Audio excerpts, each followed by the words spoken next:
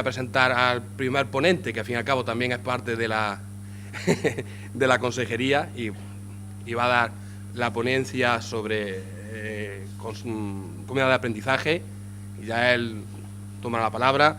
Es Diego Ramos, es director general de Participación, nació en Sevilla en 1968, es licenciado en Historia, máster en Derecho de Urbanismo por la Universidad Hispalense y diplomado en Alta Dirección de Instituciones Sociales por el Instituto Internacional San Telmo. Desde 2012 desempeñaba el cargo de gerente provincial en Sevilla del Ente Público Andaluz de Infraestructura y Servicios Educativos. Diego Ramos, que ha sido desde 2003 concejal y teniente alcalde del Ayuntamiento de Mariana del Aljarafe, Sevilla. También ha ocupado puestos de responsabilidad en los gabinetes de las distintas consejerías de Vivienda y Ordenación del Territorio y Obras Públicas y Vivienda, siendo actualmente, como todos sabemos, director general de Participación y Equidad y de la Consejería de Educación, Cultura y Deporte.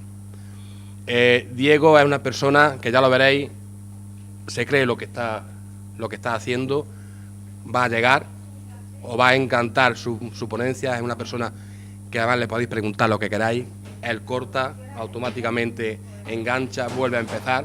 Es decir, yo creo que hemos acertado, aparte que es un premiado, porque la Dirección General se premió en la comunidad de aprendizaje este año en los premios CODAPA. Es decir, yo creo que también es un motivo para que hiciéramos esta jornada, es decir, que estuviésemos premiados.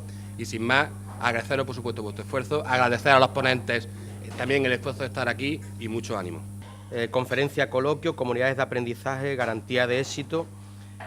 Veréis, yo voy a intentar hacer un esbozo, una pequeña presentación de lo que a lo mejor muchos conocéis y muchas conocéis, pero otros no, que son las comunidades de aprendizaje. No puedo profundizar, no puedo daros mucha más información para llegar a aterrizar a lo más sintético, pero sí es verdad que como primer esbozo global creo que será importante de cara a lo que vaya a acontecer tanto a lo largo de la jornada de hoy como de mañana. Y después además me gustaría que se abriera entre nosotros, bueno, pues algún tipo de preguntas, si hay alguna duda que se suscita. Veo que aquí además me acompaña alguna gente de la delegación de Almería que seguro que en aquello que yo no pueda dar respuestas, porque lógicamente yo me pueda elevar a un plano más institucional desde el punto de vista del aterrizaje técnico, ellos sabrán dar más respuestas incluso que este director general. Y bueno, como decía, vamos a hacer ese pequeño diseño, ¿no? Un pequeño dibujo objetivo de lo que es a efectos de conceptos, y a partir de ahí entramos en un pequeño debate antes de hacer después, entiendo que un pequeño descanso para seguir con la siguiente conferencia. Bien, yo me quedo un poco jornadas regionales sobre actuaciones educativas de éxito, comunidades de aprendizaje. ¿Qué es una comunidad de aprendizaje? Yo voy a intentar hacer 4 preguntas. ¿Qué son las comunidades de aprendizaje? ¿Qué cambios generan? ¿Qué evidencias e impactos producen en el ámbito de la educación y en el ámbito fuera de incluso del ámbito educativo? Y un poco definir lo que es la red andaluza de comunidades de aprendizaje. Como definición, ¿qué son? Yo os leo literalmente un pequeño textito que tengo aquí y ahora voy a entrar a la reflexión con vosotros. Una comunidad de aprendizaje es un proyecto de transformación social y cultural de un centro educativo y de su entorno, encaminado a la mejora de los resultados escolares y de la convivencia, y a lograr el éxito educativo de todo su alumnado. Esto dicho así, bueno, puede quedar bien como definición, pero yo tengo subrayado la palabra transformación social y cultural, entorno, convivencia y éxito educativo. Claro, ya eso me está dando casi la definición de la comunidad de aprendizaje. La comunidad de aprendizaje es un proyecto de éxito educativo que, a través de una transformación del modelo tradicional, de la complicidad del entorno, el entorno es el contexto donde uno se mueve, el barrio, las asociaciones, la familia, terminan transformando no solo el centro educativo, sino terminan transformando el barrio donde se está desarrollando esa comunidad de aprendizaje.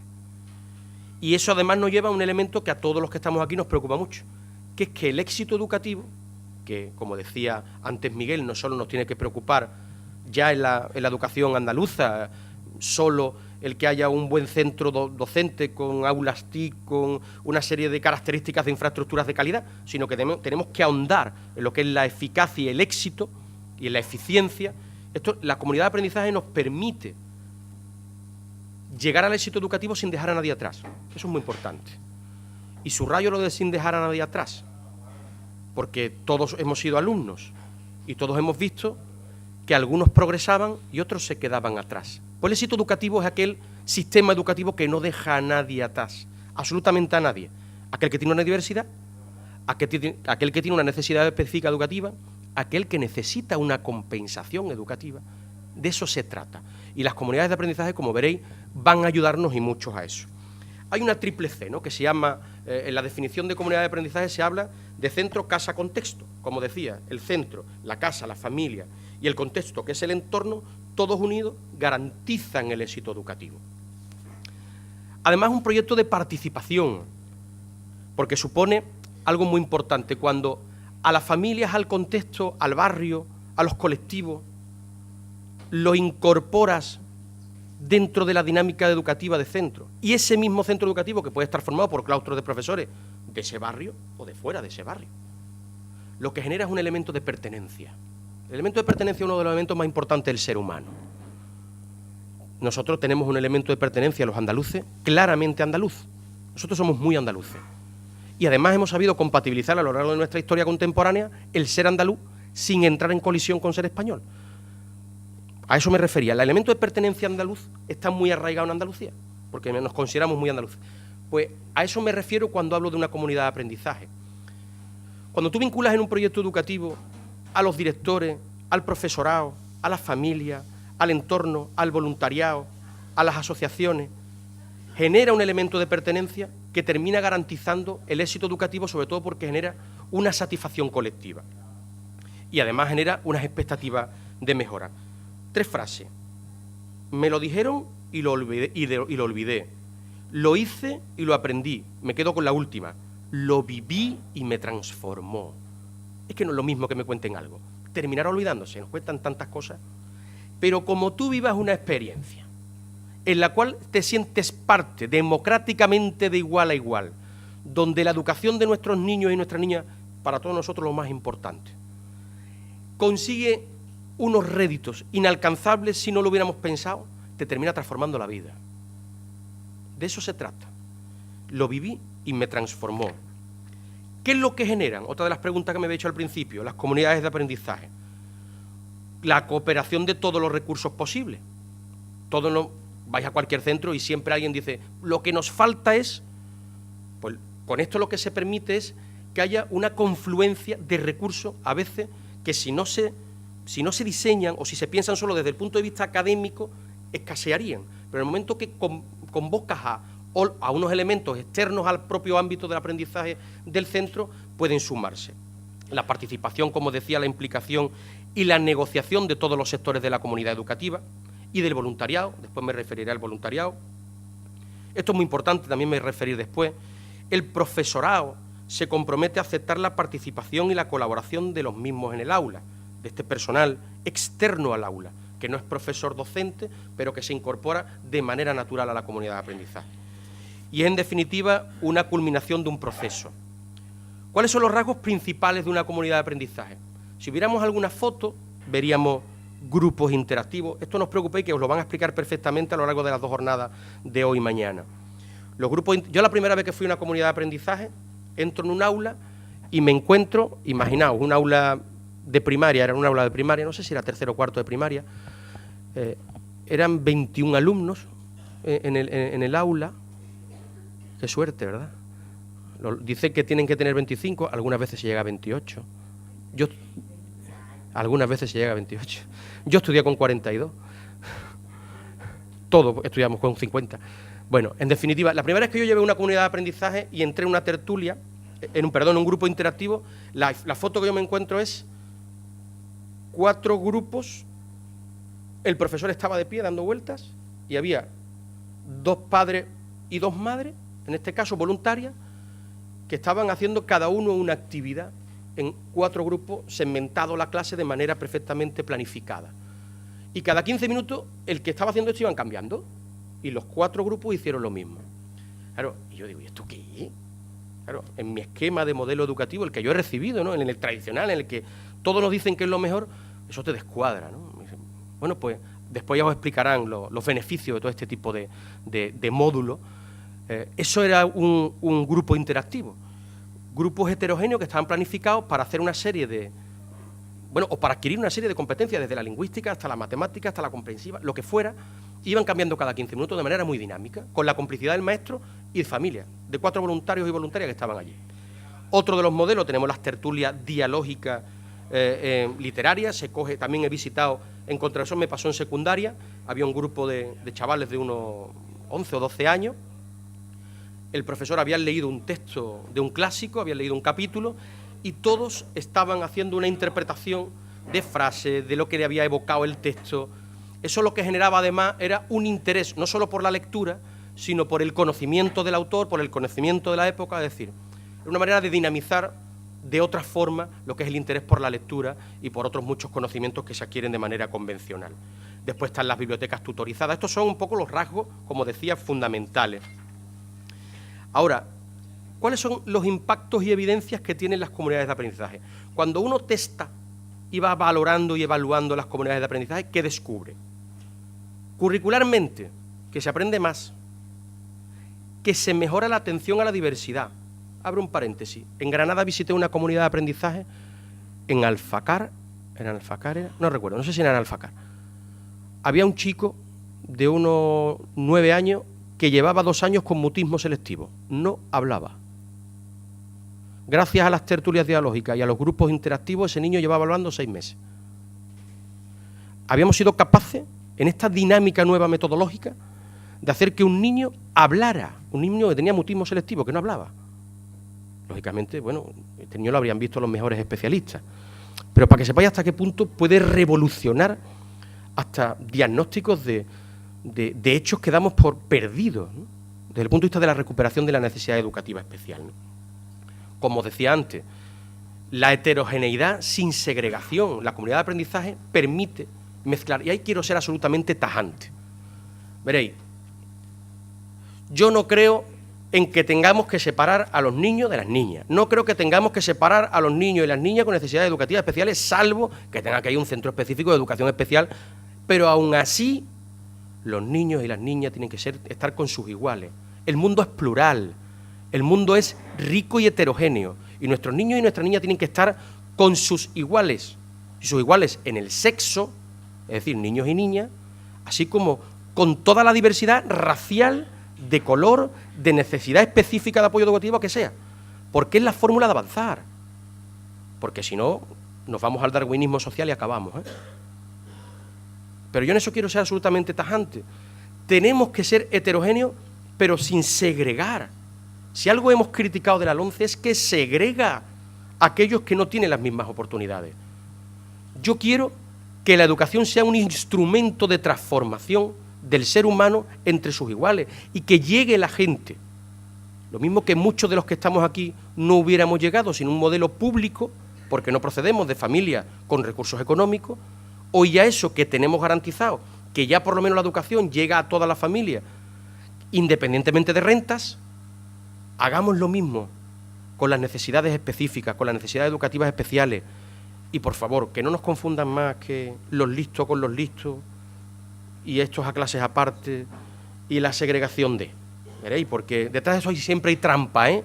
Detrás de eso siempre hay trampa. Y otra de las evidencias de impacto, que las expectativas para todos y para todas son iguales. ¿Esto que genera, en definitiva? Satisfacción de todos los agentes que participan. Os voy a leer una semblanza de una madre que participa de manera frecuente en una comunidad de aprendizaje. Dice: dentro de la clase de los más pequeños me dicen mami, y en la clase de los mayores, profe. Me han dado el título ellos. A esta mujer la hemos empoderado. Otra cosa porque a esta mujer a lo mejor no tuvo capacidad ni posibilidad de titularse. Y esta mujer se ha empoderado, colaborando de manera voluntaria en una comunidad de aprendizaje, y se siente bien. Hemos conseguido que esta mujer alcance una felicidad que ha sido gratis a la vez de una colaboración de reciprocidad. Otras 2 madres manifiestan sentirse muy orgullosas por poder apoyar a Pablo, discapacitado, que nos necesita mucho. Fijaos qué cosa tan simple, pero tan impactante, ¿no? Manolo dice que los grupos interactivos le dicen profesor Manolo y que le llena de satisfacción. A la crisis le vamos a sacar que por lo menos estamos en el cole ya que no tenemos trabajo. Esto dice Manolo. Os he querido leer alguna de las semblanzas de lo que significa para esta familia, estos voluntarios y voluntarias que actúan en estas comunidades de aprendizaje desde el punto de vista de la satisfacción, ¿no?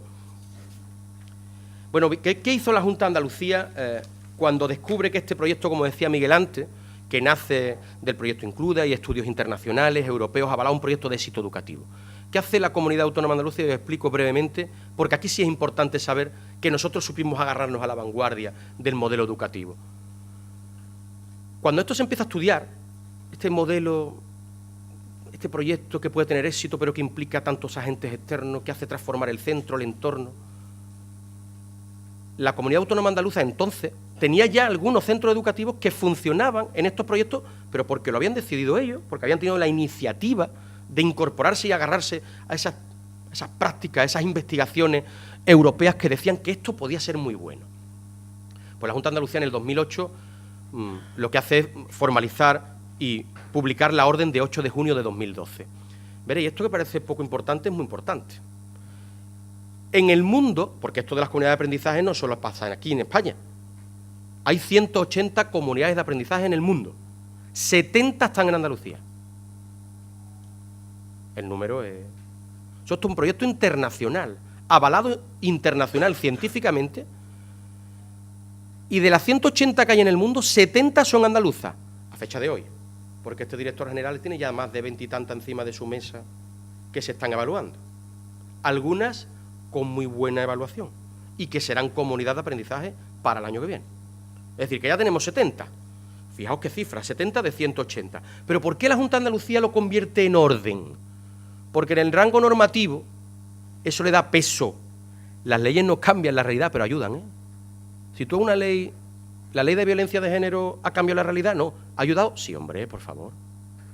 Gracias a la ley de violencia de género tenemos tipificado qué es la violencia de género, cuáles son sus recursos, que se puede mejorar sin lugar a dudas, pero si no existe legislación hay vacío legal. Pues esto es lo que hicimos nosotros, regularlo. Y digo que es muy importante porque además de que somos los que tenemos 70 comunidades de aprendizaje de 180 que hay en el mundo, es que somos los únicos en España que tenemos regulado en una orden, que es lo tercero en el rango normativo, después de la ley y el decreto, las comunidades de aprendizaje. No hay ninguna comunidad autónoma de España que tenga regulado esto en una orden. ¿Cómo se hizo esa orden? Bueno, colaborando y participando con los centros que ya estaban funcionando. Se hace el procedimiento de reconocimiento de los centros y la continuidad de los mismos. Se creó la Red Andaluza de Comunidades de Aprendizaje gracias a la orden. Se hace el reconocimiento cada 4 años, se evalúa, porque claro, una comunidad de aprendizaje esto es otra cosa. Ser comunidad de aprendizaje no es un capricho, ¿eh? Y ahí sí os digo, la consejería de todas las comunidades de aprendizaje que han empezado desde hace varios años acá, se ha caído una, pero se ha caído una porque yo he firmado que se caiga, ¿eh? Porque esto es un proyecto muy exigente, ¿eh? Esto no es un snob, que yo me voy a la última moda de corriente educativa, me apunto. Esto requiere un esfuerzo y una evaluación. Y por lo tanto, la orden lo que recoge es que quien no cumpla unos parámetros que están recogidos jurídicamente en rango de norma, se cae. Solo se ha caído uno, ¿eh? Es decir, también os puedo decir, es que tendríamos que ser 71, pero somos 70. Se ha caído uno, pero porque hubo una desgana, y esto lo enlazaré con algo, como os comentaré algo de lo que es la complicidad también de otros agentes. Pero que somos muy rigurosos. Para ser comunidad de aprendizaje en Andalucía se exige mucho por parte de la consejería. Eso sí, una vez que todos los agentes empiezan a funcionar, y esto se retroalimenta, como decía antes, la solidez del proyecto hace que funcione solo. Y además es muy contagioso, porque la gente se termina contagiando del éxito del propio proyecto. Ahora bien, y enlazando con lo de antes, ¿qué implica ser comunidad de aprendizaje? De esto de las exigencias que os estaba diciendo. De cara al profesorado y a todos los agentes que van a participar, la formación, la sensibilización y la formación previa. Veréis, una comunidad de aprendizaje, como no tengamos un claustro de profesores que quiera, no puede existir. Esa es la primera gran criba y gran barrera que hay que hacer. ¿Por qué? Porque podéis encontraros que en vuestros centros queréis que se convierta en comunidad de aprendizaje, pero por la razón que sea, el profesorado no lo ve. ¿Por qué no lo puede ver? Porque hay profesorado que eso de que se le metan voluntarios al aula, pues no lo ve. Pues no lo ve. ¿Qué hace un padre o una madre? A mí que me van a evaluar y van a ver cómo... Pero eso pasa, ¿eh? Eso pasa. Por eso tenemos 70 y somos 6.800 centros en Andalucía. También es verdad, verá, son 70. Yo estoy convencido que en los próximos años esto se va a multiplicar, ¿eh? Pero que todavía hay cierta resistencia y a algún profesorado no le gusta que entren voluntarios que pueden ser educadores sociales. Después entramos en el turno de preguntas, sí, porque si no... Vale, no, me queda muy poco, vamos, no voy a dilatarme mucho porque además llevo ya 20 minutos hablando. Eso es una harta. Eso es una harta, como dicen en mi tierra.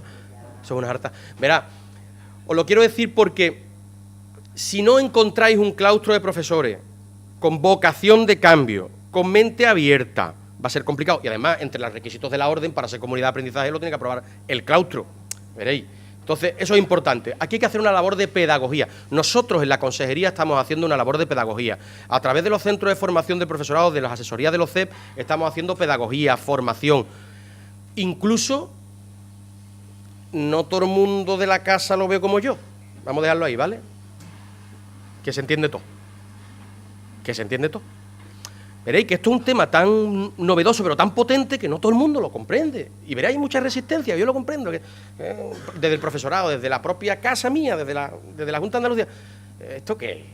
Esto que la gente se mete... Veréis, es que esto hay que explicarlo y verlo. Cuando se ve, ya empieza uno a cambiar el concepto. Por eso decía, ¿qué implica también? La aceptación de todos los sectores implicados, la planificación por las fases, propuestas de transformación, la constitución de las comisiones mixtas, la evaluación, etcétera, etcétera. Después hay que redactar un proyecto, la descripción del entorno, esto es todo teoría, ¿no? Y después viene un seguimiento y un reconocimiento. ¿Qué hemos hecho nosotros para potenciar las comunidades de aprendizaje en Andalucía? ¿Qué hemos hecho desde la Dirección General? Porque nos parece importante. Los centros que son comunidades de aprendizaje, que son reconocidos como comunidades de aprendizaje, aparecen como tal en los concursos de traslado. Y dices tú, ¿esto qué es? Esto que en los concursos de traslado le viene bien al profesorado de cara a trasladarse, porque el profesorado, como sabéis, hasta que tiene esa plaza definitiva va pegando saltos. Y en los concursos de traslado, el estar aparecer como tal en la comunidad de aprendizaje aparece como un reconocimiento. Eso significa puntos en mis méritos. Puntos en mis méritos. Yo, profesor, tengo puntos. Y si tengo puntos, me traslado mejor que el que tiene menos puntos que yo. Eso es una forma de estimular que el profesorado se vincule y entre en las comunidades de aprendizaje. ¿Para qué? Para que primero conozca el proyecto, para que se imbuya. La mayoría de ellos, ya te digo, cuando entran, les encanta el proyecto. Es difícil encontrar un profesorado, un profesor o una profesora que entre en el ámbito, en el mundo de la comunidad de aprendizaje y no termine, aunque se vaya de ese centro, contagiando eso a terceros. Esto es como la gripe. Igual, pero un bueno, la gripe buena. Y después el profesor, además, participa en los centros, tiene el mérito específico. Y además tiene una cosa importante. Nosotros igualmente hemos regulado que el profesorado tiene la posibilidad de permanencia cuando está en expectativa. Imaginaos, yo soy profesor de un centro educativo y si el director está contento conmigo, yo estoy contento con el proyecto, a mí no me meten en la salida, o sea, no me cambian, me puedo quedar en el centro. Me puedo quedar en expectativa en permanencia en el centro. Es una fórmula también de estimular al profesorado para que se vincule a la comunidad de aprendizaje. Y termino explicando brevemente qué es eso de la red andaluza de comunidades de aprendizaje, que lo creó la orden de 8 de junio del 12. En definitiva, esta red es un espacio de trabajo, un lugar de contacto fundamentalmente virtual en red, como os decía, entre personas que pertenecen a las comunidades de aprendizaje. Ahí ha ido todo, fundamentalmente está todo el profesorado, todos los claustros, están los CEP, participan todos los agentes, ¿no? Familia. ¿Qué es lo que permite esa red? Ahora mismo, como decía, somos 70 centros en toda Andalucía. ¿Qué permite la red? Que 70 centros intercambien documentos y recursos, intercambien experiencias. A mí me ha ido muy bien aquí, prueba esto. O sea, todas estas cosas alimentan, ¿no? Realizar comentarios críticos, adicionales, así como mejorar incluso toda la formación. En definitiva, la red lo que ha propiciado es que se mejore desde el punto de vista de las experiencias que cada uno tiene. Y por otro lado está lo que es la subred andaluza, que eso ya depende de la universidad, que es la red Sauca, que también hoy veo aquí que van a participar a lo largo de las ponencias de este día de hoy, me parece. Y bueno, la universidad lo que hace con nosotros es darnos apoyo de evidencia científica y compromiso y participación en nuestras comunidades de aprendizaje. No olvidéis que esto nace como un proyecto de investigación. O sea, alguien en un momento determinado dice, ¿cómo podemos mejorar la educación? Se hace un proyecto de investigación y, lógicamente, la universidad está muy implicada en la red de comunidades de aprendizaje y lo que es la comunidad de aprendizaje en su extensión, ¿no? Entonces, esta red Sauca, que es la subred andaluza, está constantemente colaborando, trabajando en las comisiones, en la propia red, para proporcionar más evidencia, refutar muchas más evidencias después de los diagnósticos y de las evaluaciones y, por supuesto, participando activamente en las comunidades de aprendizaje. Y yo, por mi parte, como esbozo inicial, yo creo que es suficiente. Yo no tengo ningún inconveniente. Ahora abrimos algún turno de palabra, insisto. Como me hagáis un tema muy técnico, recurriré, aquí veo a la jefa de servicio de ordenación de la delegación territorial de aquí de Almería, a mi amiga Katy, que seguro que habla mejor que yo, sabe más que yo de esto 70 veces. Así que a partir de ahí, yo por mi parte espero haber dado un poco de luz sobre lo que es esto, a efectos un poco más globales, y sobre todo lo que quiero que también saquéis de mi conclusión final, es que la Consejería apuesta por esto. O sea, la Consejería de Educación, Cultura y Deporte, hoy, ya ha dicho la presidenta, hoy aún no investida, pero cuando se invista, que la Consejería de Educación será Consejería de Educación dentro de unos meses. Eso lo ha dicho la presidenta, no lo digo yo, ¿eh? Porque, entre otras cosas, porque ha dicho que la Consejería de Cultura y Deporte será una consejería aparte. Entonces, bueno, lo que os puedo decir es que la Consejería está apostando mucho por las comunidades de aprendizaje. Os animo, de verdad, os animo. Tengo aquí los 70 centros educativos de comunidades de aprendizaje de Andalucía. Si no lo sabéis, os digo cuáles son las de vuestra provincia, porque me gustaría que las visitarais. Visitarlas. Echar un par de mañanas, si podéis, visitando las tertulias dialógicas, los grupos interactivos, visitarlos, hablar con los directores. Hay algunos directores que, como hablen con vosotros más de 5 minutos, os han abducido, literalmente. Hay gente tan entusiasmada con esto que os abducen, de verdad. Se me ha venido ahora mismo a la cabeza el director del CEID de Alfacar, pero es que también se me ha venido a la cabeza el director de la Algaida de Sanlúcar de Barrameda. De Linares hay nada menos que 5. Por cierto, Linares es el municipio andaluz con más comunidad de aprendizaje, 5. O sea, Linares podéis poneros un galón. ¿Dónde? No me entero. En Linares hay CPD, sí, hay un IES, el Santa Engracia. Bueno, de cualquier forma, me someto a vuestras preguntas si tenéis, y si no, yo encantado, ¿eh? Ese listado luego si quieren no lo pasan, sí. Aunque ya lo tenemos, y se pasan a la federación. Sí. Los micrófonos, ¿no? Sí. Levantáis la mano y os llevarán el micrófono para que se grabe la pregunta. ¿Vale? Gracias. ¿A todo esto se graba? Hombre. La última parte no se grabará, ¿no?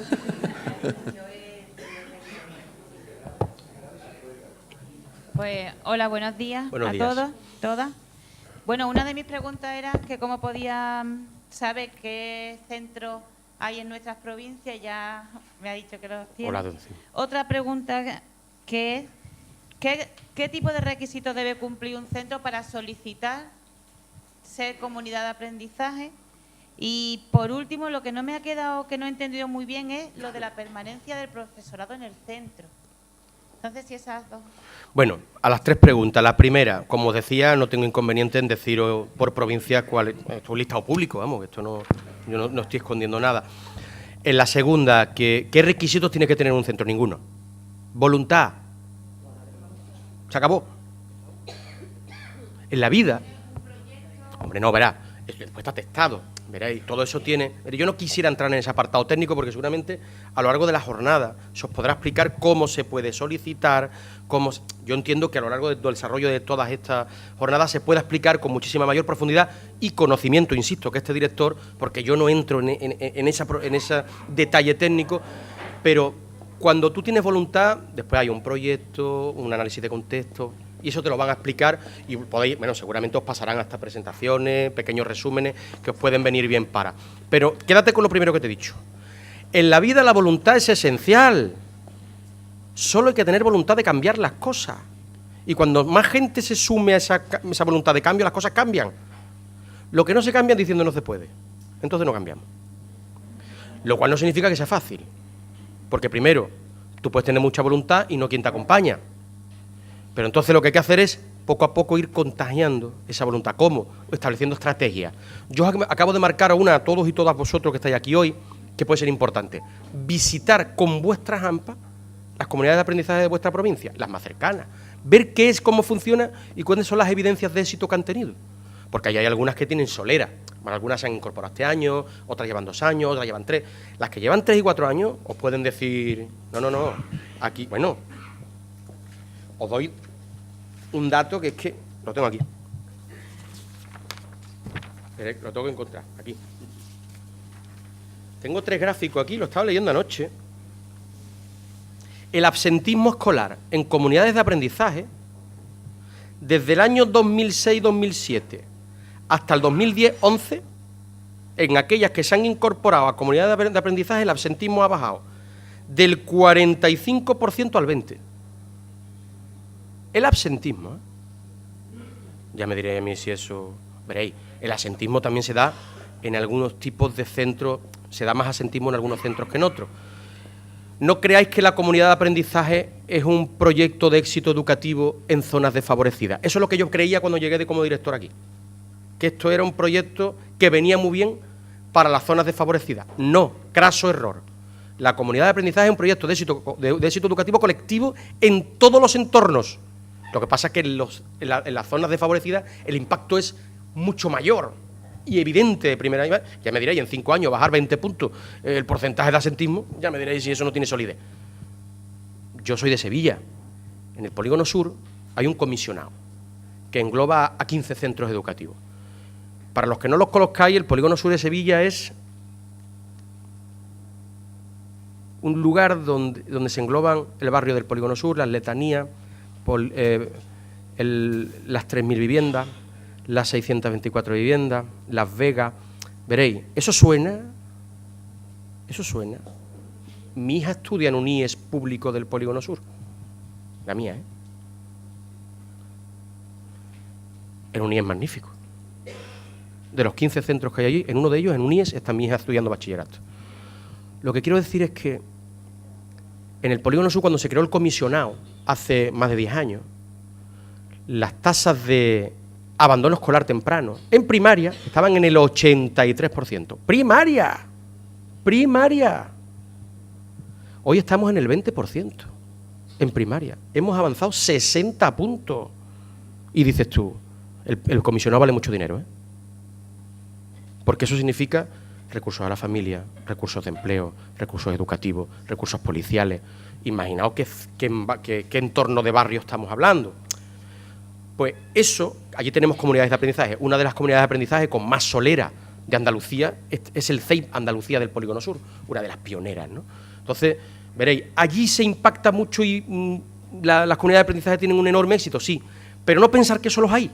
En cualquier entorno es extraordinariamente positivo, porque además transforma el entorno, el sentido de pertenencia, la complicidad del barrio, la gente se involucra en el centro educativo, el colegio hace suyo el barrio, los niños, curioso, los niños y las niñas les gusta ver a mayores que no sean solo su profesor en el aula, les gusta, aprenden más rápido, el profesor aprende de padres y madres, es otro concepto mental, ¿entendéis?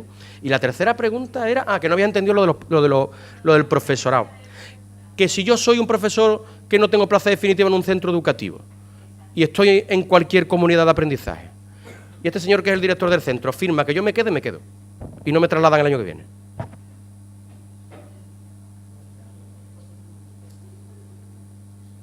Eso significa. ¿Para qué se hace eso? Para estimular a un profesorado que está en situación todavía no permanente, no tiene destino definitivo, porque, verá, es una persona que lleva pocos años en la docencia, o porque no tiene plaza, o qué sé yo, y está constantemente, pues es una forma de primar y potenciar que en un momento determinado tú puedas estar varios años, si quieres, porque si tú no quieres, pues te vas. Pero si el director ve que tú tienes complicidad con el proyecto, y pues te queda. Al profesorado, verá, me pilla. No sé. Me lo tendría que mirar. Hablo del profesorado en su conjunto, pero creo, verá, la pregunta tiene WhatsApp. Lo tendría que mirar. No te sé responder, la verdad. ¿Más preguntas? Hola, mira, yo quiero que nos quede claro. En el caso de que los padres estemos convencidos, el AMPA esté convencido, pero nos falte el factor de los profesores y sobre todo de la dirección del centro, ¿no hay nada que hacer? Difícil. Porque yo puedo estar muy convencida, incluso involucrar al resto de padres que puedan estar menos. Pero yo creo que todo el mundo sabemos que es más difícil involucrar a la dirección del centro. Irene, y bueno, somos de Granada, Irene, ¿no? Sí, de una AMPA de la Alpujarra. Muy bien, ¿vale? Mira, Irene, como os he adelantado antes, esto es un tema, o sea, los profesores son funcionarios, los centros tienen su propia autonomía. O sea, aquí rozas algunas legislaciones y protección de derechos de colectivos asentados. Esto es un proyecto que no se puede imponer. Esto es un proyecto que nace desde la convicción de todos. Y es verdad que puede haber un sector, que pueden ser las familias, que pueden estar muy interesadas, muy ilusionadas, y puede darse de bruces con un colectivo del claustro que no quiera. Eso es verdad que puede pasar. ¿Qué hace la Administración frente a eso? Pues posibilitar una serie de mejoras, como he dicho antes, el tema de la permanencia, el tema de los méritos, los concursos de traslado, para hacer atractivo el profesorado esto. Y veréis, también os lo digo, no lo puedo constatar científicamente, pero yo creo que el sentido común nos dice a todos que hay un perfil de profesorado de una cierta edad, lo cual no significa que haya profesorado de cierta edad muy proactivo a la comunidad de aprendizaje, pero sí te puedes encontrar con algún sector del profesorado, a lo mejor ya quizás con esa pérdida de ilusión que puede ocurrir en cualquier ámbito profesional, ¿de acuerdo? Y que a lo mejor le cuesta que arranque este proyecto en su vida. Y convencerlo, eso es lógico. Tú te vas a cualquier sector profesional y quien lleva 25 o 30 años haciendo algo, el cambio le genera cierta resistencia de inicio y después en un momento determinado vértigo, ¿vale? Eso puede ocurrir. ¿Se pueden hacer formación para? ¿Qué hacemos desde la Administración? Uno, decir que estamos a favor de este proyecto. Dos, hacer normativa a través de la orden de 8 de junio del 12 que permita que esto pueda ocurrir. Tres, premiando de alguna forma al profesorado que se quiere involucrar. La formación, los centros de formación del profesorado, constantemente las jornadas de formación, ellos, me consta de que las asesorías de los CED están volcadas también con este proyecto. La inspección educativa, hay inspectores que lo ven mejor y otros no lo ven, también te lo digo, pero la mayoría van entrando. Es que esto es un cambio muy grande desde el punto de vista del método, ¿no? Entonces, es verdad que te puedes dar de bruces con un claustro y es condición sine qua non que el claustro lo apruebe, pero es que es más, es que si no fracasaría, ¿no te das cuenta? Es que para que haya un matrimonio, y esto de matrimonio no significa un hombre y una mujer, yo creo en los matrimonios de todo tipo, tiene que haber dos voluntades que digan sí. Pues esto es lo mismo. Irene, esto tiene que haber, no sería bien recibido, ni además tendría éxito, si una de las partes es la que tira y la otra no termina. Normalmente esto suelen hacer desde el ámbito del profesorado. Es verdad que si ahora desde la familia empezáis a estimular a vuestro profesorado que se interese por el proyecto, visite con vosotros comunidades de aprendizaje y terminan intentando, verás, esto cada vez es más recurrente, ¿eh? Ya 70 centros educativos en Andalucía no es cualquier cosa ya. Ahora a final de mayo, el último fin de semana de mayo, tenemos el Congreso Nacional de Comunidades de Aprendizaje aquí en Granada y eso será el sábado, el último fin de semana de mayo. Y el viernes serán las jornadas regionales, las primeras jornadas regionales de comunidades de aprendizaje de Andalucía, y el sábado serán las quintas jornadas nacionales de comunidades de aprendizaje de Andalucía en Granada, que lo vamos a hacer en el Centro de Formación del Profesorado de Granada y en el Salón este de Caja Granada, yo que sé, que es muy grande, que para que quepamos 400, vamos. Eso, que además queremos darle mucha fortaleza mediática, no deja de ser una apuesta por la Administración por darle dimensión informativa, no solo a las jornadas regionales, que serán las primeras, sino que vamos a concentrar aquí unas jornadas nacionales para poner en común las buenas prácticas desde el punto de vista de todo lo que se hace en España, con toda la repercusión que eso tiene. El profesorado cada vez conoce más este proyecto y yo creo que además tiene cada vez una mayor proactividad a sumarse a él. Es verdad que te puedes encontrar casos de resistencia, pero yo creo que lo iremos soslayando con el tiempo. Hola, buenos días, Diego. Muchas gracias por la presentación que nos ha hecho, que nos ha dado una semblanza bastante global de lo que son las comunidades de aprendizaje. Yo vengo con algunas lecturas, pero realmente con poco conocimiento, ¿no?, de cómo funcionan y, bueno, creo que lo has sintetizado muy bien. Yo me llamo David Álvarez, vengo de Granada con varios compañeros y compañeras de AMPAs de Granada y provincia. Y, bueno, comenzaste tu participación haciendo, no vamos a decir una loa al libro de texto, con la que yo no estoy de acuerdo. Entiendo el esfuerzo de la Administración por dar el mejor destino al dinero público que se invierte en educación, pero creo, yo personalmente, en mi valoración como padre y como docente que soy también, que los libros de texto creo que no son la mejor opción, y más cuando estamos hablando además de iniciativas como por ejemplo las comunidades de aprendizaje, que lo que van es buscando el cambio, ¿no? Pero bueno, yo creo que esto es para otro foro, no para no para debatir en este foro. Un foro largo. Sí. Yo quería preguntarte, cuando has comentado que las comunidades de aprendizaje requieren evidentemente de un claustro que quiera participar, involucrarse, es evidente que es fundamental para cualquier cambio para nuestra escuela. Yo quería preguntarte qué proporción hay de centros, si la sabes, si tienes ese dato, de centros de primaria que son comunidades de aprendizaje y de secundaria, porque quizá tenemos un poco la visión o la percepción, los que estamos aquí, o muchos de los que estamos aquí, de que en general el perfil del profesorado de secundaria como que puede ser menos favorable a hacer este cambio, a involucrarse de esta manera que exige participar en este tipo de iniciativas. Muchas gracias. Las dos preguntas son muy interesantes.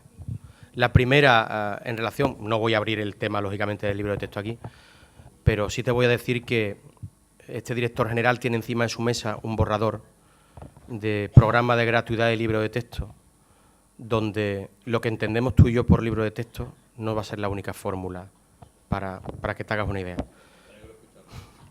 Lo que pasa es que, bueno, los tiempos políticos son los que son. O sea, esto, si no hubiera habido elecciones, pues yo estaría trabajando ya casi para presentarlo. Lo hubiera presentado el consejero. Lo que ocurre es que, claro, que cuando se meten unas elecciones en medio, ahora mismo además estamos en un momento de interinidad, tiene que haber primero investidura, después ya veréis, y todos sabéis por la prensa cómo estamos. Pero efectivamente el programa de gratuidad de libro de texto en Andalucía no puede ser el libro de texto que ahora mismo estamos haciendo. Tiene que haber un plan de digitalización, tiene que haber un plan de elaboración de material propio por parte de los docentes en los centros, tiene que convivir el libro convencional de una manera quizá porcentualmente más baja. En eso estamos esbozando el plan, porque coincido plenamente. Yo en el 2007, cuando se reformó el estatuto, no estaba en estas responsabilidades, pero además el estatuto ponía que se garantizaba en el Estatuto de Autonomía se garantizaba la gratuidad de libros de texto. ¿Tú sabes lo que tenía que haber puesto?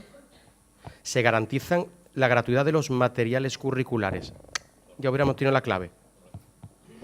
Pero bueno, eso es otro debate, como tú bien dices, Y sobre lo que acaba de decir de la proporción es abrumadora de centros de infantiles y primaria sobre secundaria, abrumadora, 80-20. ¿Por qué? Lo hablaba con el presidente ayer cuando fuimos a dar un paseo por este maravilloso entorno por la noche, ¿no? Es que a secundaria llega un profesor que ha aprobado unas oposiciones. Y a primaria llega un maestro que además ha estudiado pedagogía y ha estudiado para ser maestro. Es que las cosas cambian, ¿eh? Es que a lo mejor en este país tendríamos que decir que la persona que sea licenciada en lo que sea, que por el hecho de serlo, ¿verdad, presidente? Y quiere opositar para ser profesor de secundaria, a lo mejor hay que exigirle algo más. ¿O no? ¿Por qué? Porque un profesor de secundaria sigue enseñando a niños y niñas y a lo mejor pedagógicamente no sabe nada. Se me entiende, ¿verdad? Veréis, es que eso constata los datos de las comunidades de aprendizaje. ¿Por qué el profesorado de infantil y primaria es más proclive a...? Pues bueno, porque ellos han estudiado metodología, saben, en la carrera, les han enseñado, después han estudiado pedagogía, tienen mucha más formación de maestría que puede tener un profesor de secundaria, que con todo mi respeto puede ser fantástico, pero no tiene las claves, para captar la enseñanza de. Veréis, ¿tendría sentido un médico sin MIR? El presidente decía ayer, teníamos que hacer un MIR en la educación. Pues a lo mejor hay que ir pensando en algo así.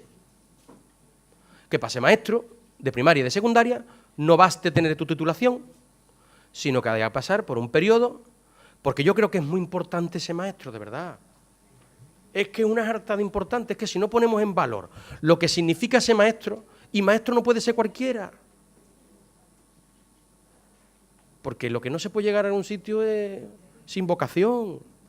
Y con esto no estoy diciendo que no tengamos unas magníficas plantillas de profesorado, que la mayoría de la gente al final es mucho más normal que la anécdota que en la que nos quedamos del error. Porque esto pasa como, yo lo digo siempre en la sanidad. En el Virgen de Rocío de Córdoba, perdón, en el Virgen Reina Sofía de Córdoba es pionero en España en operaciones de trasplante de corazón. Eso no es noticia. Pero como mañana un enfermo muera porque se olvidó una gasa, y la pregunta es, ¿la gasa que se dejó por un error médico es la que te tiene que dar la reputación del sistema de salud pública del Reina Sofía de Córdoba? Pues no. Hablo Reina Sofía de Córdoba, Virgen de Rocío de Sevilla, lo que sea. Pues esto pasa un poco igual, que lo que desgraciadamente suena es la anécdota del mal profesor. Pero os puedo garantizar que en Andalucía hay magnífico profesorado. Pero eso no exime que yo participe y que esté de acuerdo que a esto hay que darle una vuelta. A la docencia se tienen que dedicar los mejores desde la vocación y la formación. Lo tengo clarísimo. Porque no todo el mundo sirve para todo. Esto se ha grabado también, ¿no?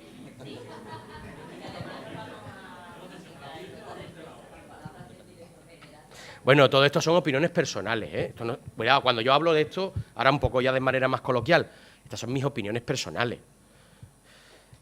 Esto, yo sé que hay mucha gente que lo comparte, y es más, yo creo que la mayoría de la tendencia política va a esta dirección, ¿de acuerdo? Pero que yo no estoy hablando ahora mismo en nombre de la Junta de Andalucía, ¿de acuerdo?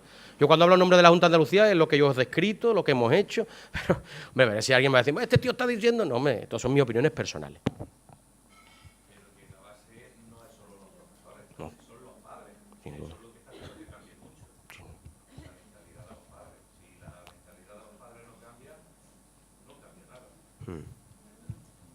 ¿Hay más preguntas allí? Sí, mire, hola. Yo quería hacerle, yo vengo también de Granada, de Atarfe. En nuestro pueblo hay una zona desfavorecida bastante amplia. Y bueno, pues hemos estado hablando de inclusión y ha estado usted diciendo que no se pueden implantar estas comunidad de aprendizaje porque el profesorado no está de acuerdo, pero y estas comunidades de aprendizaje se ve que en zonas desfavorecidas y también favorecidas, pero que en desfavorecidas pues también influye mucho en toda la sociedad de alrededor, con lo cual allí en mi pueblo creo que sería esto maravilloso. Pero ¿por qué no se puede implantar de una manera como, por ejemplo, se ha implantado bilingüe? Bilingüe se ha implantado allí y, sin embargo, yo veo bilingüe como una manera de segregación, no de inclusión, porque en estos centros que está implantado el bilingüe se fomentan élites. Se fomentan élites porque los niños que tienen mejor currículum están en el A. Y es fomentar que los mismos niños digan, ellos tienen el A, yo soy mejor, yo tengo... Y los mismos padres también, muchos padres dicen, es que mi hijo está en el A. Entonces, una cosa un poco incongruente que se pueda implantar sin nada el bilingüe y no se pueda implantar esto que favorece el centro y favorece la sociedad alrededor. Yo creo que los políticos están también ahí para hacer que la sociedad cambie y sea mejor. ¿Qué me dice? Bueno, yo creo que en las dos cosas que ha sacado, que es el tema de poder implantar esto de manera más rápida o quizás con un modelo de frecuencia, así como el tema de los centros bilingües, responden a algo que ya he dicho antes. Es un tema de procedimiento normativo, de imposibilidad normativa. Verá, si en el tema de las comunidades de aprendizaje, implantarla crearía el efecto, hacer una imposición sería perjudicial, porque además, como te decía, esto es un tema que se lo tiene que creer todos los colectivos que se conforman dentro de una comunidad de aprendizaje. Si yo, el profesorado, no cuento con su proactividad y con sus ganas de transformar el centro y abrirlo a la comunidad y convertirlo en comunidad de aprendizaje, es que voy a fracasar. Pero igual pasa si el profesorado quiere y no encuentra colectivos del entorno, ni AMPAs, ni nadie. Lo ha dicho muy bien el compañero antes. Es que también es fundamental ese paso hacia adelante de la familia, que nada tiene que ver hoy con la familia que nos representaban en los principios de las APAs, las llamadas APAs, ¿no? Entonces, pero es que además también hay un problema de derechos, ¿verdad? Es que el profesorado es funcionario y tiene sus derechos reconocidos. Es que mañana, no, te lo voy a decir, es que los políticos tenemos que hacer en el ámbito del marco que nos marca la ley. Es que si no, mañana a mí me inhabilitan. Eso en el mejor de los casos. En el mejor. Y como alguien con el colmillo retorcido me quiera buscar las cosquillas, me busca hasta un problema penal. Penal, ¿eh? Por conculcación de derechos laborales. Estas cosas son más serias de lo que parece. Veréis, si hay cosas que tardan en cambiar, será porque las cosas no son fáciles de cambiar. No son fáciles. Esto tiene que contar con el asentimiento de los agentes intervinientes. Esto no puede ser impuesto. Y en lo de los centros de bilingües, idem de lo mismo. ¿Sería bueno que en el plazo de 2 años todos los centros de Andalucía fueran bilingües? Fantástico. Eso se lo enfrenta a dos cosas. Uno, partidas presupuestarias. Es que nosotros gestionamos recursos públicos. Y la gestión de recursos públicos significa que estamos limitados. Y además hay leyes de estabilidad financiera que nos limitan el techo de gasto. Hasta este año 2015, se ha permitido por rango estatal, por norma estatal, que se pueda reponer el 50% del profesorado que se jubila. El 50%. Pero es que el año 14, el año 13, el año 12 era el 10%. Por imposición estatal. Por cierto, en Andalucía, todas las jubilaciones, todas se han cubierto con interinidades. Lo que no hemos podido sacar es una convocatoria pública de empleo, porque nos imposibilitaba. Veréis, el Estado nos dice, jubilado que se jubile, por cada 10 se repone uno. Eso es lo que nos dijo el Estado, en el año 2011. Pues, miento, 2012. Eso es lo que nos dijo, ¿eh? A todas las comunidades autónomas. Por cada 10 personas en la función pública que se jubilen, solo se repone una. Se jubilen, o fallezcan, ¿de acuerdo?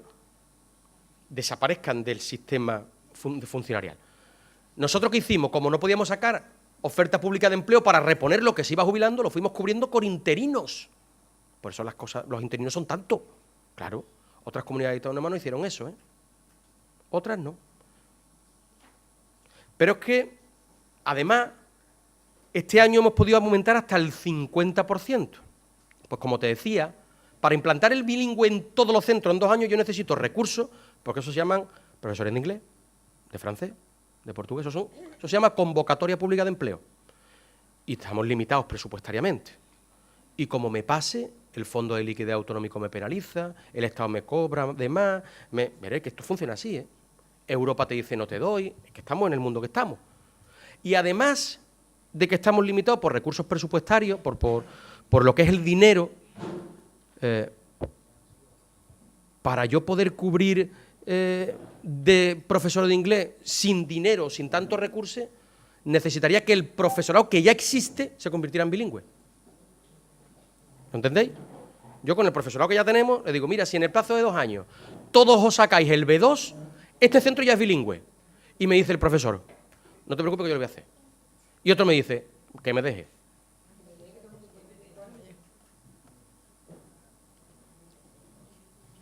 ¿Lo puedo obligar a que se saque el B2? Al que está ya, ¿eh? al que está allá. ¿Lo puedo obligar? ¿Lo entiende? Entonces, cuando uno quiere llegar al bilingüe, al final cuesta tiempo, porque o bien es mucho dinero de entrada, o bien con todo el personal docente que tiene en la Administración Pública Andaluza, le tienes que convencer porque no los puedes obligar a que tengan un B2 que me permita que ese centro sea bilingüe. ¿Cierto lo que estoy diciendo? Y la pregunta es, ¿sabes cuántos docentes tenemos en Andalucía?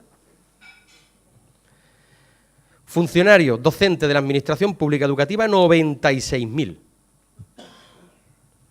Y sumado los profesores concertados, que los paga la Junta de Andalucía, porque los conciertos educativos, el profesorado los paga la Junta de Andalucía, 117.000 salarios mensuales.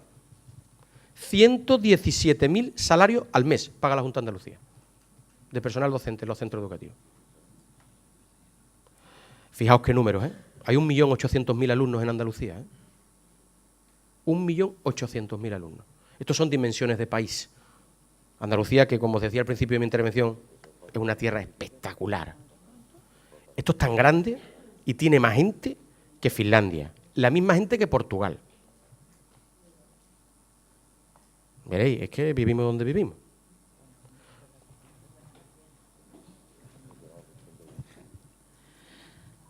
Hola. Hola, buenos días. Yo voy a hablar sobre la experiencia mía, que llevo 4 años de voluntaria en lo de la comunidad de aprendizaje, que es la que le he preguntado, que vengo del Instituto de Lampa de Federico García Lorca, del Instituto de Santa Ignacia de Linares. El primero fue el director con una ilusión y profesores que también lo apoyaron. Estuvieron un día en un pueblo de Granada, no me acuerdo, en un colegio. Y bueno, vinieron a Linares, estuvieron todo el día en el colegio. Luego fueron allá a Linares, nos reunieron a los padres y bueno, contando, y además es un director que a los 5 minutos te convence. Alfredo se llama, y la verdad es chapó, por lo menos, desde que lo estoy conociendo. Entonces, pues, yo vengo como que hace 4 años, pues sí, creo que son hace 4 o 5 años, que la gente pues no apostaba. Fueron, me parece, 2 profesores de lengua, el director, bueno, fueron a Granada, fueron varios. Y luego de padres, pues nos apuntamos 4, más o menos, yo que sé, los que estamos en la directiva del AMP, empezamos. Y no se apostaba, entre comillas, ni los padres sobre la comunidad, ¿no? Y entonces, pues ahora cada año que ha pasado, se ha involucrado más profesores.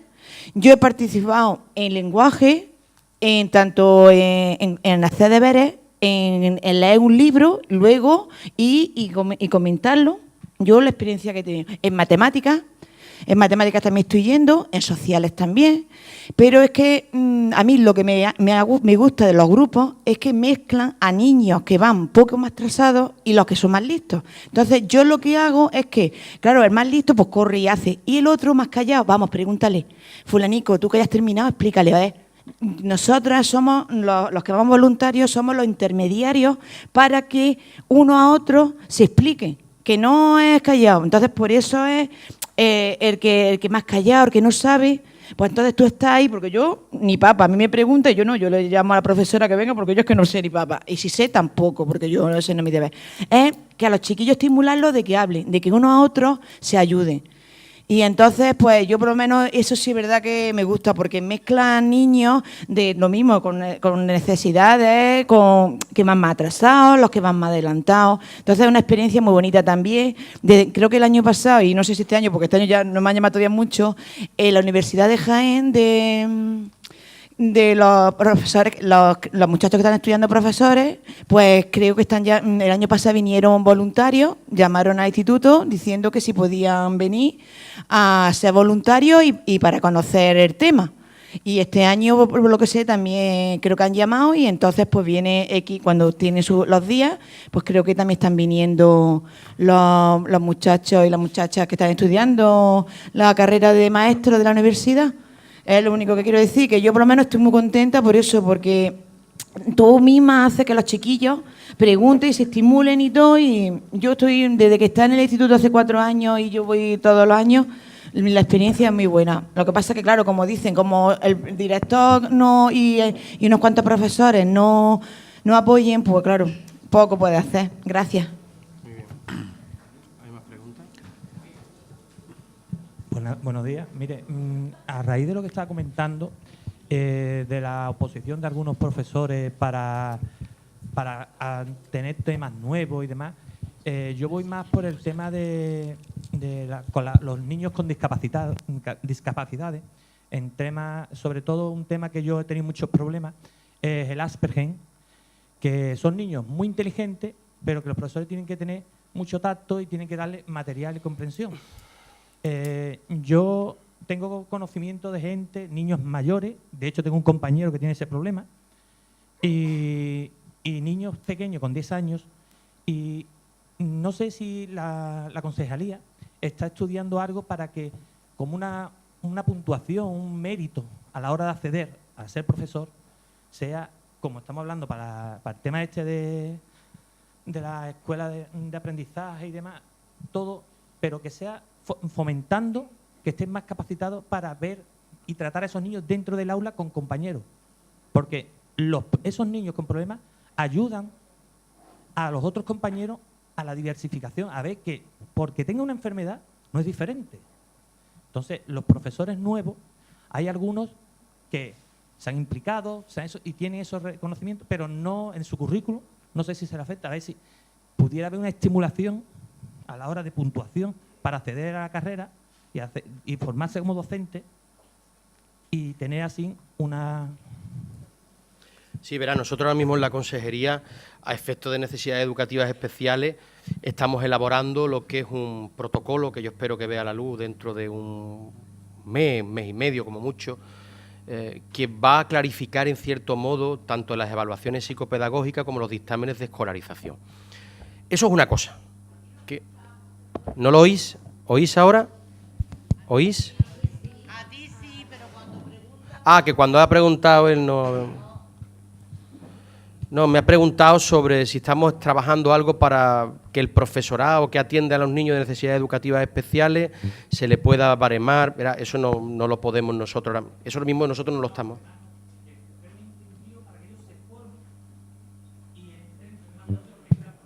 No, pero verá, ahora mismo la consejería, para atender las necesidades educativas especiales, más allá de los monitores de educación especial que puedan haber en un aula, lo complementa con el profesorado de pedagogía terapeuta, con maestros de audición y lenguaje. Esto es un tema complejo. Y veréis, en Andalucía lo que sí hacemos es invertir una enorme cantidad de recursos económicos y humanos en atender las necesidades educativas especiales. Lo que pasa es que la detección cada vez es mayor y el número de alumnado que se está detectando con necesidades educativas especiales está por encima de los recursos que muchas veces se nos están demandando desde las delegaciones territoriales. Para eso tenemos una doble vía. Uno, tendremos que seguir aumentando presupuestariamente los recursos que sean necesarios para atender a ese alumnado que tiene esas necesidades, y eso entra desde la formación al profesorado, el estímulo al profesorado y la buena formación del mismo, hasta intentar, ver que no necesariamente con más recursos se pueden utilizar. Y además aquí entran en colisión también elementos que se agravan con la familia. Y ahora que estáis vosotros delante os lo comento. Cuando uno va a inscribir a su hijo o a su hija en un centro educativo, dicen que tiene derecho a elegir y poner una primera opción, ¿cierto? Y después pone una segunda opción o no pone nada. Eso que es un derecho, no es un derecho inamovible. Y eso nos lo tenemos que meter en la cabeza a las familias. Y además os lo voy a intentar razonar. Yo tengo un niño con necesidades educativas especiales y mi hijo tiene autismo, Asperger, TDAH, ¿vale? Lo que sea. Y yo pido el colegio que está en mi pueblo, yo tengo 5 centros educativos, ¿vale? De primaria. Y yo pido uno, porque es el que me gusta. Y a mí me dice la Delegación Territorial de Educación, miren ustedes, usted con el dictamen de escolarización que tiene su hijo, en este centro no tenemos los recursos suficientes para que tenga la mejor educación, porque o no tenemos aula, o no tenemos más monitor de educación especial, o porque nos falta el maestro, el PT, o nos falta el maestro de audición y lenguaje, qué sé yo. La familia, la gran mayoría, te dicen, bueno, si no va a tener recursos ahí, pero lo voy a tener en el colegio de al lado, me da igual. Hay que ser sensible ante eso. También te encuentras familias que te dicen, no. Yo quiero que mi hijo esté en ese porque lo decido yo. Y además que en ese le pongas el recurso. Mire usted, esto es como si yo mañana me voy a operar y exijo que en el ambulatorio de mi pueblo haya quirófano. ¿Uno pone en cuestión que lo lleven al hospital en una ambulancia o no? ¿Dónde va a recibir uno las mejores atenciones sanitarias? En el centro de referencia hospitalario X, ¿no? Pues esto es lo mismo. Es que estamos hablando de recursos públicos y además, de manera equivocada, alguna gente, algunas familias, no digo todas, la mayoría de la gente es sensata, te dice, bueno, si en el colegio que he elegido como primera opción no tiene el recurso, pero usted me dice, comisión de escolarización municipal, que en el colegio de al lado tengo el recurso, me voy al de al lado. Verá, que no lo estoy mandando a 25 kilómetros, estoy mandando en el mismo municipio, en el colegio de al lado, o a 500 metros, que ahora parece que hay que llevar a los niños a la puerta del colegio y meterlo dentro de un coche. O eso no lo vemos todo. Verá, el nivel de falta de educación cívica colectiva en el que hemos incurrido todos, y yo no señalo a nadie, he dicho todos, primera persona del plural, es brutal. Entonces, claro, mi hijo o mi hija tiene que estar allí, pero usted no. La legislación en planificación te dice que tú eliges, pero que yo tengo la oportunidad en base a la eficiencia de los recursos públicos de moverte a tu hijo aquí, Y eso es lo que te digo, que más allá que hagamos lo posible por dotar a todos los centros educativos de recursos económicos suficientes para que tengan PT, para que tengan AL, para que tengan monitor de educación especial, para que tengan un aula de apoyo a la integración, para que tengan un aula específica de educación especial, lo que tú quieras. Son recursos públicos, Sí, por la formación, por el profesorado, no, eso en paralelo se hace. Lo que pasa es que meter un requisito sería abrir la caja que yo te he dicho antes. A lo mejor este es el momento de hacer una reflexión y decir, para acceder a la función docente de maestros y de profesores de secundaria, pues vamos a repensar qué tenemos que hacer. Y yo no me parece inadecuado que se pida que la gente tenga formación en la atención a la necesidad educativa especial. Me parece fantástico. ¿Por qué? Porque todo lo que uno sepa de atender, bienvenido sea. Que además eso le tendrás que poner un recurso. Si además el dictamen de escolarización te lo dice, pues se le pone el recurso del monitor, que no pasa nada. Pero que si además del monitor yo sé algo, mejor. Que es un poco lo que tú me estás diciendo. Yo ahí estoy plenamente de acuerdo. Todo lo que sea formar al profesorado, en todo lo que se pueda y más, mejor. Porque esta sociedad cada vez más compleja, ya no es como antes, ¿no? Necesitas tener, no digo un conocimiento extraordinario de todo, pero tener mínimos conocimientos de muchas cosas sí es bueno.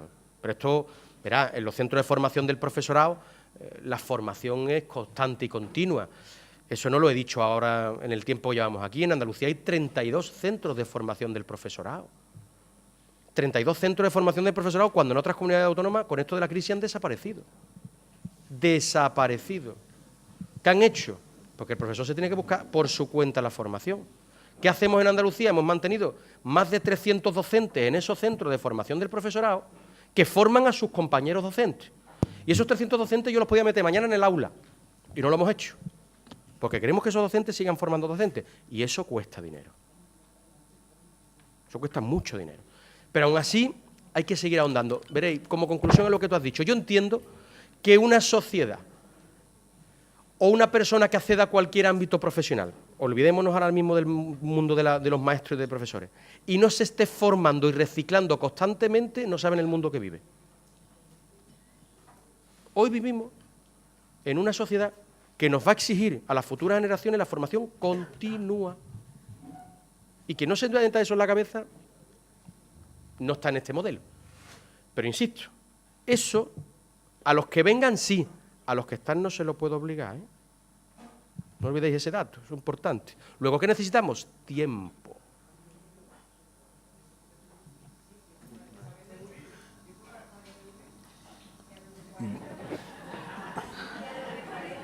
¿A los de 40 qué es? ¿Qué es lo de 40? No sé qué es lo que es. Y que le quedan 20 por delante. Claro. ¿Están o no están dentro? ¿Están dentro? ¿Qué hago? ¿Contra qué legislación voy? ¿Cómo obligo?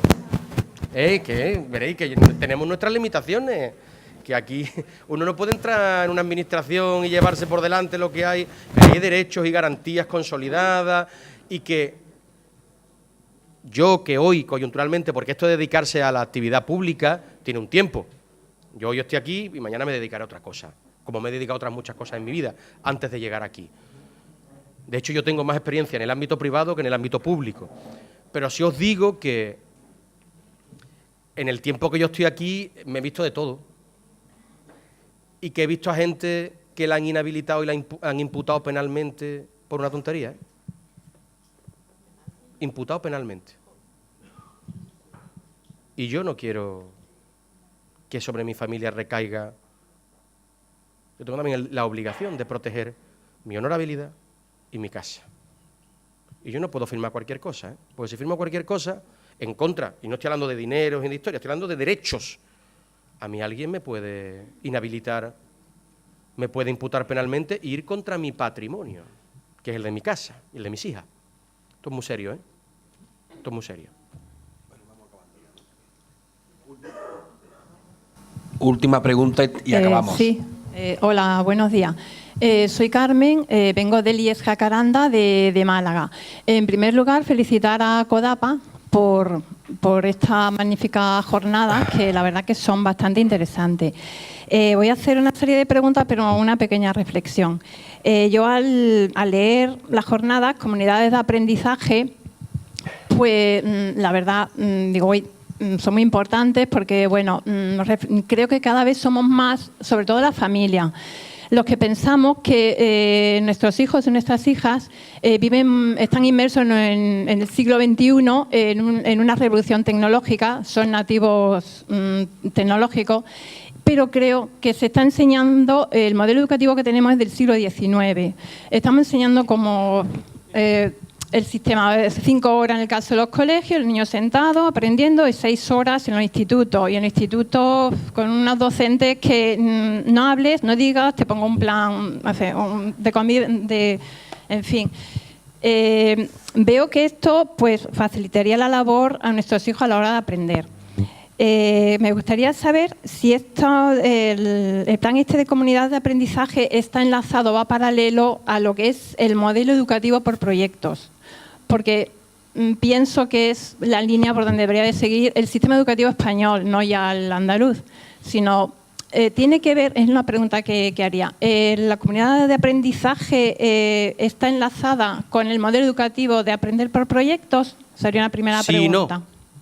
Sí y no. Sí. El modelo educativo por proyecto lo puede también adecuar cualquier centro educativo sin ser comunidad de aprendizaje.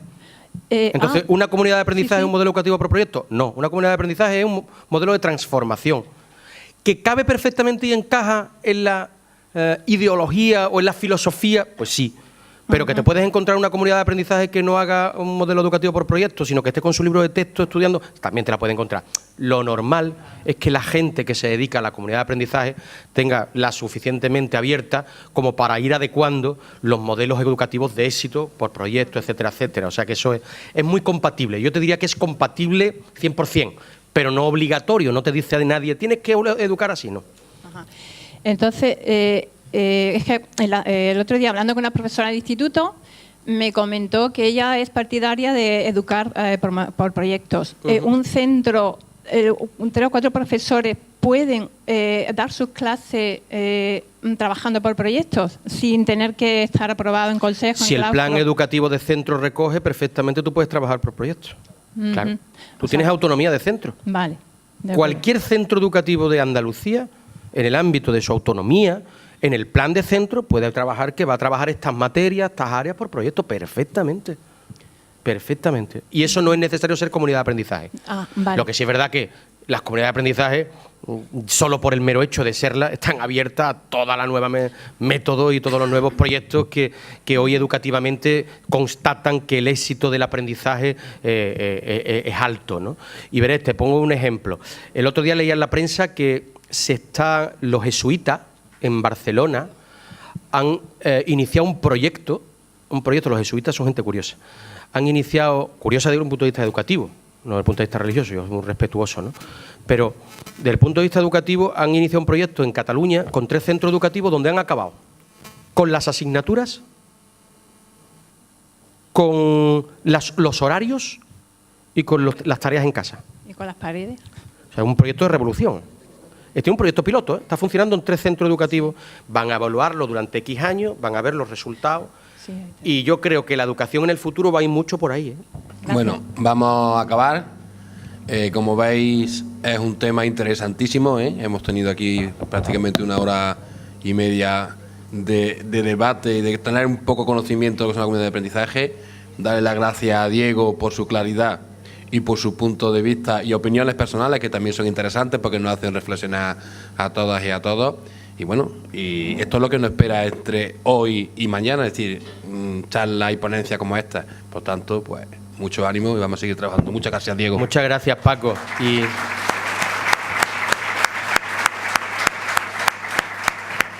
solo deciros una cosa para despedirme de todos vosotros y vosotras. Veréis, sois representantes de familia. Vivimos, yo creo que la Andalucía que en la que yo me crié, hace pues 40 y algo años ya, tengo 47 que voy a cumplir, era una Andalucía donde había un 27% de analfabetos. Mi abuela era analfabeta. Las dos. Hoy, la Andalucía que yo conozco, la que estoy intentando legar a mis hijas, tiene un 30% de titulados universitarios. Es una Andalucía infinitamente mejor. Nuestro punto de partida era paupérrimo, históricamente terrible. Lo que se ha hecho es mucho y bueno. Errores en el camino, todos los del mundo, todos, pero se ha hecho mucho y bueno. Y hay una cosa importante que sí os apelo a vosotros. El tejido cívico, la participación activa de las familias, de esos sectores que a veces parece que no tienen que ver, pero tienen mucho que ver, es fundamental. En la medida que las familias estén más formadas, aprieten más, presionen más, se organicen mejor, las cosas cambian y mejor. Porque los que estamos aquí, hoy yo, mañana otros, lo más que vamos a hacer es tener que ir modelando las distintas presiones de los distintos modelos sociales que se van a ir desarrollando en los próximos años. Y es fundamental que haya una interlocución muy formada y muy potente de nuestros niños y nuestras niñas. Que la voz de la educación no sea ni la del político de turno, ni la del profesor de turno, que también, que no son excluyentes, pero que sea muy importante la voz de las familias. Así que lo que hacéis hoy aquí, no solo contáis con mi aplauso, y lo sabe la directiva de la CODAPA, sino con todo mi estímulo y mi cariño. Y allí donde me necesitéis, como os decía al principio, ahí estaré. Muchas gracias.